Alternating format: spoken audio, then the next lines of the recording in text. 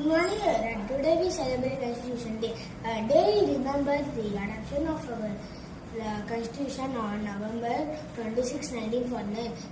This document is supreme law of our land, a living framework that guides our democracy and protects the rights of all citizens. Drafted by visionary leaders like Dr. B.R. Ambedkar, the Constitution established nation as a sovereign, socialist and secular and democratic republic founded on principle of our justice, liberty, equality and fraternity. Thank you.